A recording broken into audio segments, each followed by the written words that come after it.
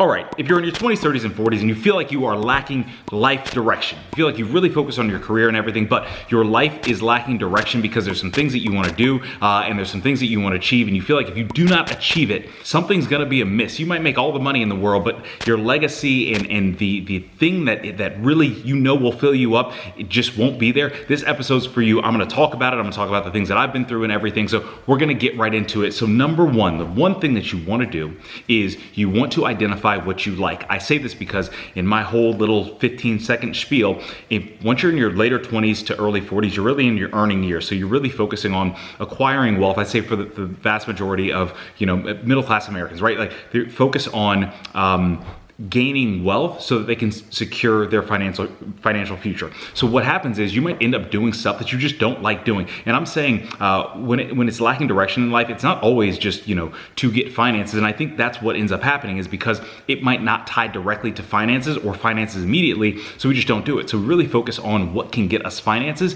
and then we get into it and we're like, ooh, mid-30s or early 40s, and we're like, wait, did I just work and do all this to get these titles and do these things and things that I really just don't, care for, right? So find something that you like doing. I felt like I was lucky at an early age. I really like content creation and communication. So I was writing blogs for my blog at the time. I've been doing YouTube videos for ages and ages, and I'm still figuring this thing out, but I realized that what I like doing is this. So I have to do this. And if I am working in my, 9 to 5 in career, in order for me to find a level of fulfillment, I need to have this part, the thing that I like, inserted into that career. So that will also get me just very inspired to go to work every day. I will feel like from a career standpoint, I'm in alignment and I'm going in the right direction. And from the things that I love from a dream standpoint and what I want to create on the side, I'm also in alignment. So find out what it is that you like. I can't tell you, you have to find that out for yourself, but invest some time in doing that.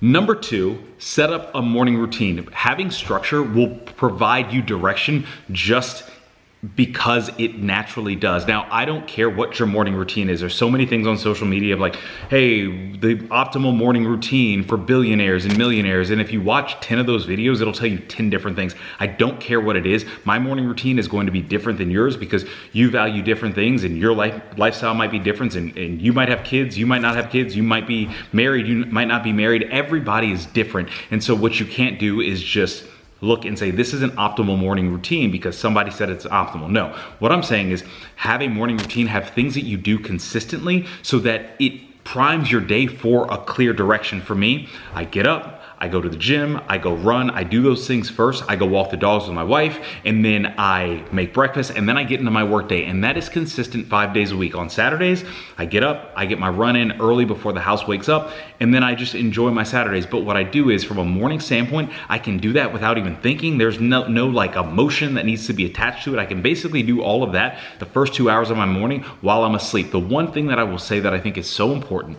that I will say this is actually an optimal tip, limit your phone and limit your social media intake in the morning.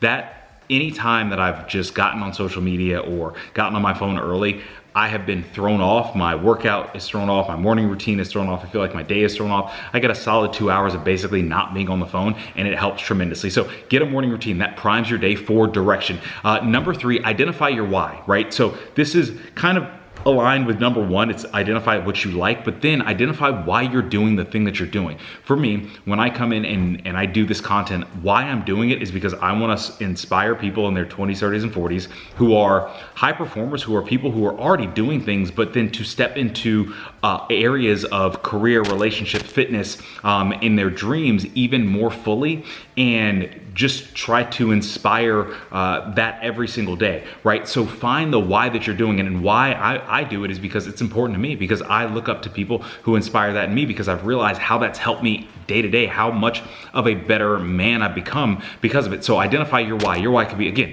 different, but when you attach to your why, when you don't feel like doing a thing, you'll do it anyway because your why is going to be bigger than why you're trying to excuse yourself from doing it. Number four, get out there and experiment. When you are lacking direction, sometimes it's because you've just been doing the same thing all the time and you're getting the same results, and you're scared to get out there and try and do something new and fail, right? For me, I'm using me as an example because I'll just be transparent. For me, doing the podcast, the way that we've been doing the podcast has been great. But what I realized was like, wait, but there might be some connective tissue and some things that are missing, because I'm not just sitting in front of, you know, a vlogging camera and just speaking straight to the camera with, you know, different cuts and edits and stuff like that really gets out there, right? So for me, it's like, I need to experiment. You'll see different thumbnails now. You'll see just different things and kind of randomized stuff, because it's an experimentation with, I'm going in a right direction that I want to go in, but how we're going to get there and the things that we're going to do might be different. And for you, you might be doing the same thing, but you're just like, but I want my results to be different. Try different things, try things. And if you don't know what you like, try a bunch of different things, see what sticks, and then continue to walk in that direction. And then that leads me into my last point, number 5. Work on your consistency skill. The reason why I say consistency is a skill is because it's tough to be consistent. Consistency means that, you know, you're doing something no matter how you feel about it. And a lot of us operate on feelings. And when you operate on feelings, that can bring you down a road that you do not want to be down. I mean, for me, I would say there's probably almost like 8 years of my life when I lived in San Diego. Well, I lived in San Diego for 7 years, but 8 years of my life total spanning through San Diego, where I operated a lot on feeling. There were things that I was locked in at. I was locked in on my fitness. I was locked in on, you know, building a business. But when I operated on feeling, and I felt like I lacked direction, was relationally, that was romantic relationships, that was like friendships as well. And because I was just not consistent with how I was even outlooking on things, or how my outlook was on things, then I would just operate based on feel. I was just doing what I felt, and that led me into a lot of not good areas, a lot of bad relationships, a lot of just me being out in the streets doing God knows what. Like that led me to, you know, really separate myself from people who are now very close friends, but who were trying to be close friends, trying to provide some direction, trying to,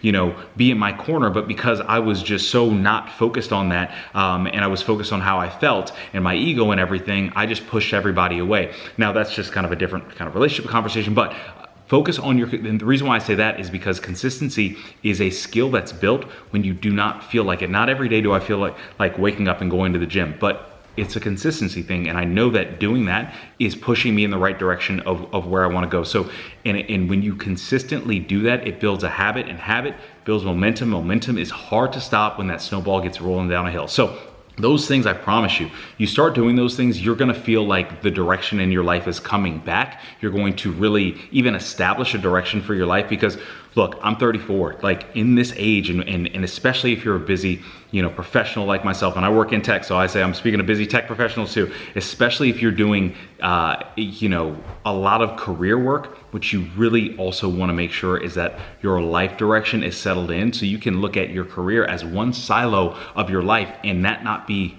the only identifier that you have. You can also make sure that the direction that you want your life to go with your dreams and everything is right there as well. So I hope that this video helped. Again, these are things that I've done that have sincerely helped me. So again, number 1, identify what you like doing. Number 2, set up a morning routine that primes your day for direction, for, you know, just organization. Number 3, identify your why. Number 4, get out there and experiment. And number 5, work on your consistency skill.